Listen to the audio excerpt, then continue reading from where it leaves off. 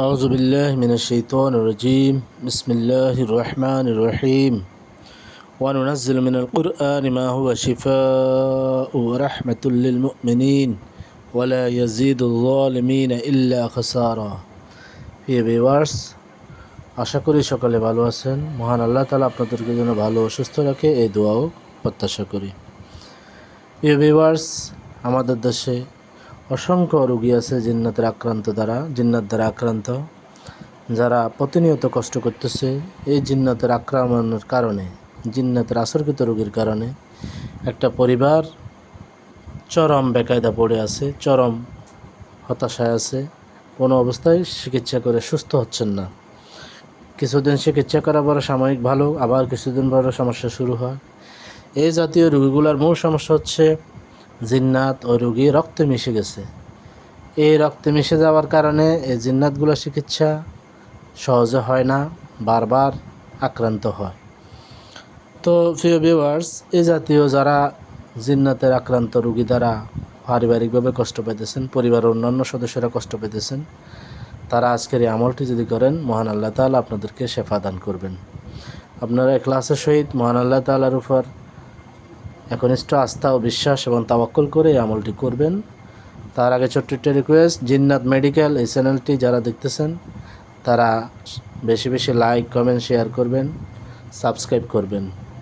আমার জিন্নাত মেডিকেল নামে জিন জাদু রুকিয়া সেন্টার এই একটা channel, Facebook page, YouTube channel, এই নামে একই নামে আছে। আপনারা এটা শেয়ারের মাধ্যমে একে অপরের কাছে ছড়িয়ে দিবেন, যেন এই আমলগুলা আপনার একজন মুসলিম ভাই বোন দেখে উপকৃত হয়, আপনি সাদগায়ে জারিয়ার অধিকারী হবেন। আর যারা এই জাতীয় সমস্যায় ভুগতেছেন, চিকিৎসার প্রয়োজন, তারা আমাদের স্ক্রিনে দেওয়া, কার্ডে দেওয়া নাম্বারে যোগাযোগ করবেন। ইনশাল্লাহ মহান আল্লাহ তাআলার উপর আস্থা বিশ্বাস রেখে চিকিৎসা করি আমরা, ইনশাল্লাহ আল্লাহ তাআলা শেফা দান করেন। প্রিয় ভিউয়ার্স, যে সকল রোগীর বারবার চিকিৎসা করে কোনো রেজাল্ট পাচ্ছেন না, জিন্নাত রক্তে মিশে গেছে, এই জাতীয় রোগীর লক্ষণে বোঝা যায়, আমরা তাদের জন্য একটা আমল বলতেছি, আমলটা করবেন। আল্লাহ তাআলার কয়েকটি সিফাতি নাম, ইয়া জব্বার, ইয়া কাহ্হার, ইয়া কাবিদ, ইয়া মুমিত, এই চারটি ইসিমকে প্রত্যেক নামাজের পর 41 বার পাঠ করে দোনো হাতে দম করবেন। দম করে সমস্ত শরীর মুছতে হবে ওই রোগীর।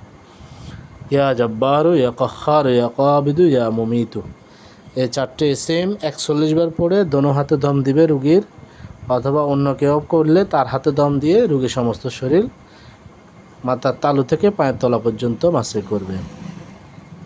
এভাবে সর্বনিম্ন 41 দিন বা তারও বেশি করবে, কোনো অসুবিধা নেই।